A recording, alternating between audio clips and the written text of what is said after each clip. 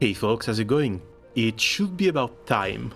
Agatha has finally said goodbye to us, leaving her place to the SP Rawiyah. Thankfully, they also made it so you can play with these units alongside the future versions, but man oh man, have I been waiting for this one. We've got 60 pools in here and legendary guaranteed in 15, but the overall debut guarantee is up to 105. I'm going to need 40 more pools, but she's going to stay here until the 17th, and there's plenty more content to play through, so even if I had to hit our PT, I'm bringing Rawiyah home. But before bandaging a wound that isn't even there, let's start with our pools. Could it be? Spoilers!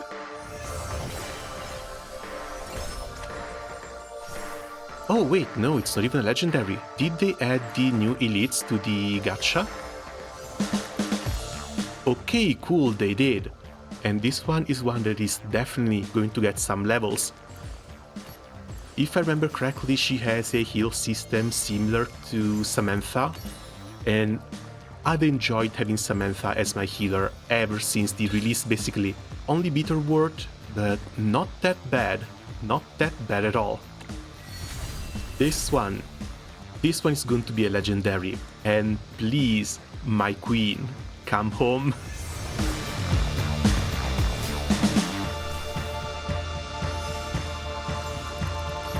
More bitter word, not bad. Come on, Rawiyah. Oh god damn it, are you for real? I mean, I was kind of leveling him up in the first place, because he's not that bad of a unit, and eventually he gets a 2-turn invincible buff, but still, not the white-head unit I was waiting for. And the chances of this being a double legendary are fairly slim. Fairly slim or not slim at all. There we go! There she is! Punch my words right back into my mouth. Welcome home, little one. And this is how you come back from a bad gacha roll. And she's leaving me with 40 pools saved up as well. Again, this has reset absolutely everything. 98 until the next legendary and 180 until the next rate up. But we should be able to save everything up for once SP Safiya comes out. If SP Safiya comes out after Tahir and a +1, I still think Shaklulu should be next. We should see Tahir plus Shaklulu and then go back to the other prequel units. But for now, you got a dupe and you don't even get the extra trait? 59 out of 60. Damn it. Hey, how far below is she? There we go. Instantly level 60. No, you're kidding, right? That's my common experience. I knew I still had something else to buy there. Okay, now skills. Piercing Clouds, instant, selects a location within cross-shaped range in 3 tiles, charge 15% damage, which is basically nothing, but it can lower someone's HP below 100%. Heal buffs, upon hit, reduces cooldown of this skill by 1 turn, increases the damage of the next active skill by 15. This one is a absolute must pick. Void Slash, after dealing physical damage, 15% damage to all enemies within 2 tiles, 1 random debuff for 2 turns, can be triggered up to 3 times per round. And being an SP skill, this one should be available on Breaker Rawiyah as well. We're going to start with the Piercing Cloud. We are likely coming back here with one of these things later. Mobile Crew increases speed by 100. If I remember correctly, she has a fairly high speed as well. Before attacking, if the target speed is lower, increases damage dealt by 10% and ignores reaction skills. That's pretty cool. But Instant Restraint reduces speed by 100, unable to move, attack down 2, no assist on the target. Stunned for 2 turns on target with Restraint, can be used up to 3 times. This sounds like a pretty insane debuff. It's only 1 target, but it also guarantees a stun. Can be used up to 3 times, so you can attack down and lock assist for 1 unit, and then stun a second one. I'm tempted to say that this is a second Castalia worthy skill, but we're going to have to wait and see. For now, let's start with the speed and damage. Go full DPS on this one. I'm mad now, with 3 exclamation points. Gains Resolve when any ally is defeated in battle, recovers all HP, damage up, damage reduction for 2 turns. Resolve makes it so she returns to life when she's defeated. Damage up 3. Yeah, let's go with this one. Deal 3 hits of 25% damage to all enemies in a 5x3 area in the target direction.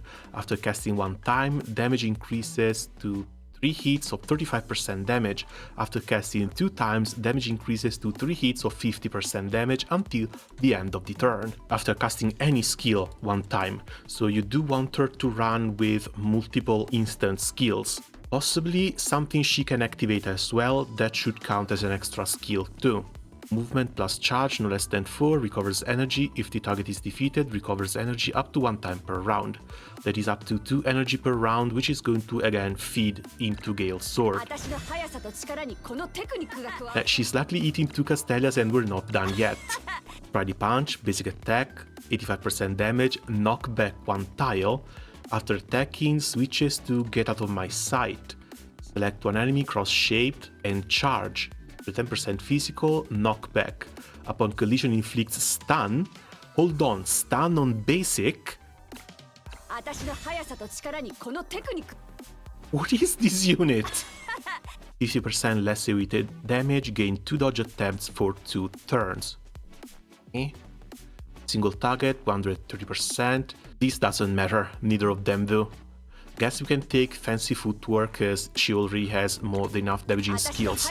That's the last one, right? What we're missing is rank 12, which we can still comfortably unlock. Now, Castalia on this one, as it's a follow-up attack. All enemies within 2 tiles, and this follow-up attack, if you don't want to use the charge, or if you don't want to use the Sword of Convallaria, AoE plus follow-up, and this is already 2 hit with physical defense down too. The attack range is going to be the same as well. As for your gear, we should have sword available from the event, 200 bottle caps in Wave Run Tournament, and consume 1.5k endurance. We can just give her something random for the time being, but charge on the first skill, AoE on the second one, passive on the third one. Her trait, after hitting with an enemy attack, she gains Act Again and receives Fatigue. For each 1 enemy defeated by the skill, 1 stack of stamina. Exhausted, cannot trigger the trait Act Again for another time, cannot be dispelled. Fatigue lasts until the start of the next 3 turns, and stamina can stack up to 10 times.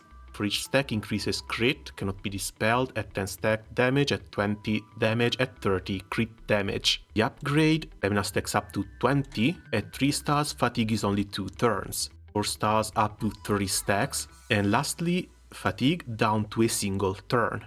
So she's going to be in that memory farming team. She's going to sit there until she can hit 5 stars basically. Yet another character that really wants to be maxed out. Right, what are your allegiances? You are still in Sword of Convallaria, right? Iria, Night Crimson, you haven't gotten Darkin yet, and Aggression. Wait, what? She's Aggression, not Agility? That's curious. She's a blue unit, why is she Aggression? Like, we have Alacrity here. Old Rawiyah is Alacrity, the young one is Aggression. What happened? I was hoping I could run Call with the leader skill in order to buff her as well, and it looks like Old Rawiyah also does not give the leader skill to the young one. 180 speed, huh? Yeah, she starts before Safia as well, she's at 179. Okay, no, the damage is only dealt to the characters she's passing through, so that's 1. She should still end on the last tile. And that's the follow-up attack damage. Extra movement, plus AoE. This thing is massive.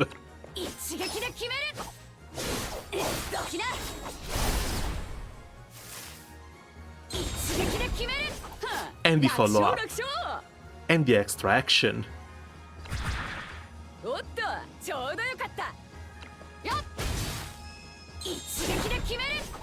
The punch. The fact that she carries a huge ass sword and her basic attack is only a punch. That is sending me to the stratosphere, I swear. Alright, pre-match training, Allied Rawiyah and Shaq Lulus. attributes greatly increased. Brothers, you did not release Shaklulu. So they must have left and translated the stage description from the Cien version, where they actually had a Shaklulu to play with.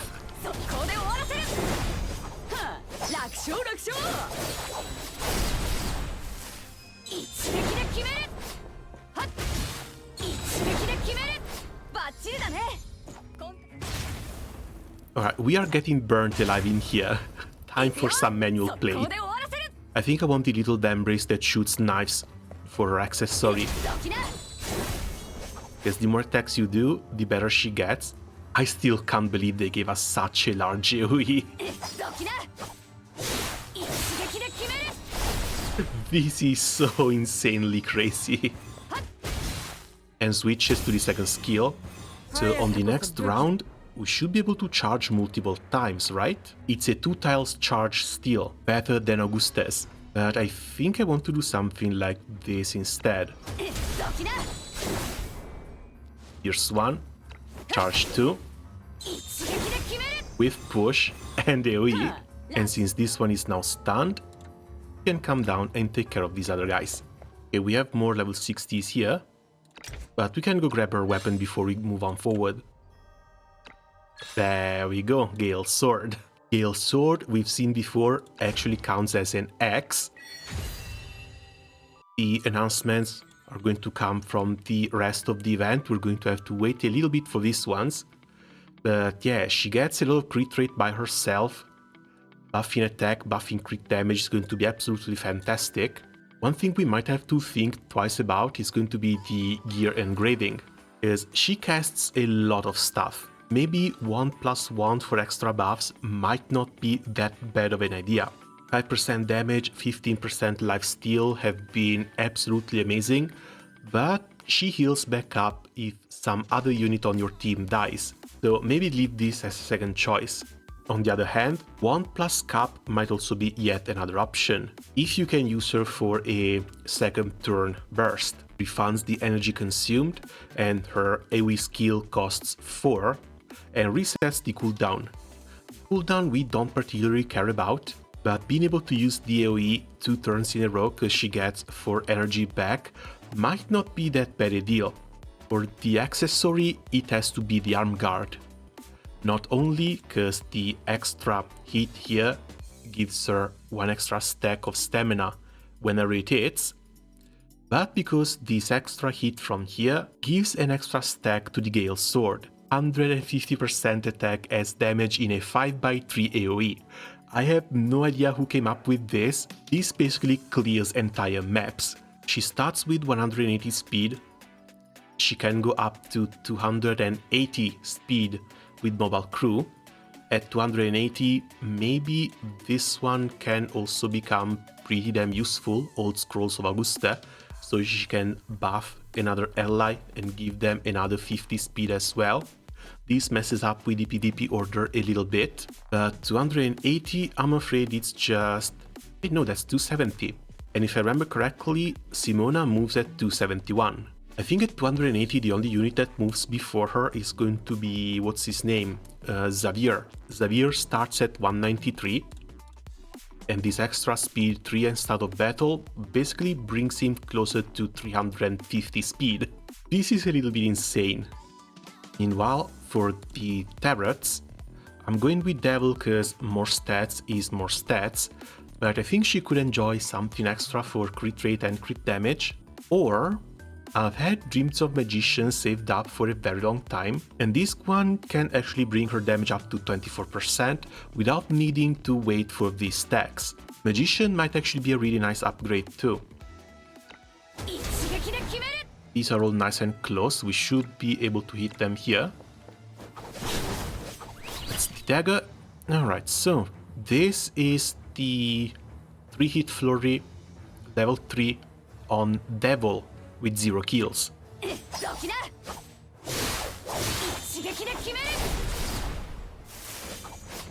1.2k on this one. We're up to 1.6. The Magician is dealing a little bit more damage. 1.2. And looks like we only crit on one enemy. So crit looks to be the not ideal option, while Devil is going to be a little bit better. It increases all her stats as the fight goes on. But at the same time, if you want a strong Alpha Strike unit, if you want that AoE to hit extremely hard in PvP, Magician is going to do the trick. Oh, she can charge in the middle and still hit the number 2. That's nice. AoE.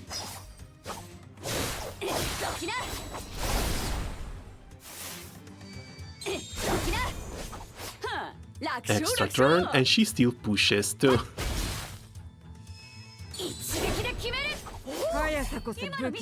They kept the enemy displacement on a blue unit. They are absolutely insane for this one.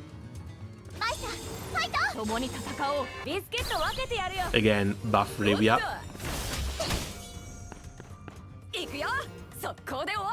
These are on 3 different tiles.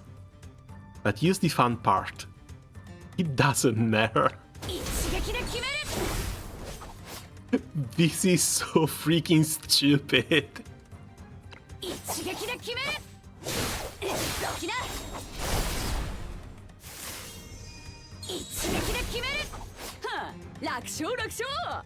And now we can come back and push.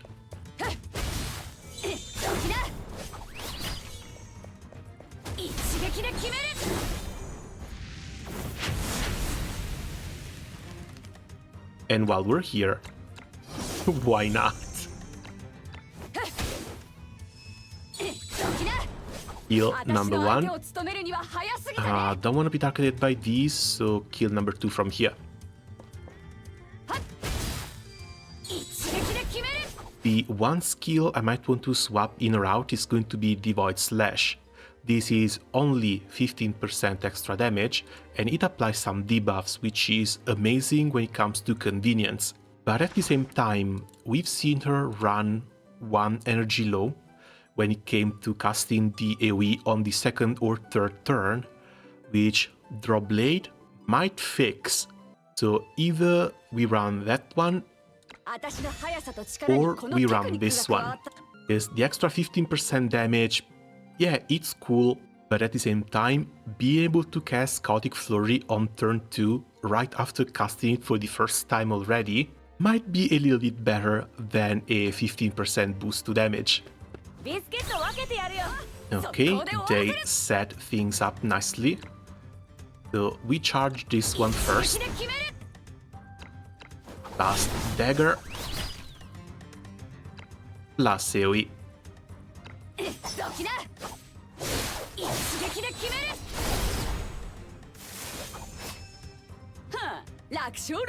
Now she has 2 energy missing. Come back here, kill. Yeah, see? Turn 2, AoE available again. So we can just charge. Take the first one down. And again, sudden strike. Plus AoE. This is not going to give us another turn, because her trait isn't available. But Jesus, dude. Now it's just 1 energy. So at least on turn 3, she doesn't get the full combo.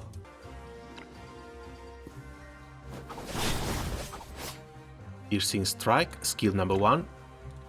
Charge, skill number 2. Yeah, the heal block sucks a little bit. We can give her an extra turn as well. And do 1 massive AoE from their backsides.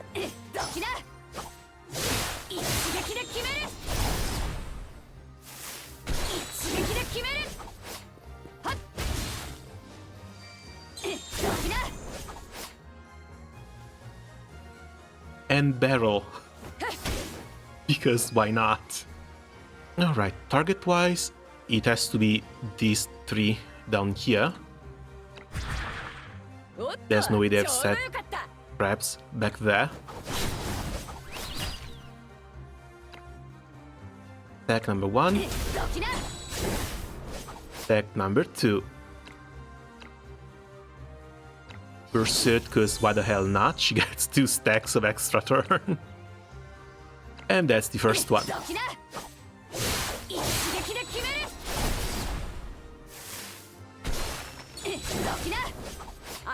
This is so insanely crazy. Off she goes. Gloria down here, really tempting. Rawiyah down here, really tempting. But at the same time, I think we can just go and start taking care of the towers. We have other units to deal with them.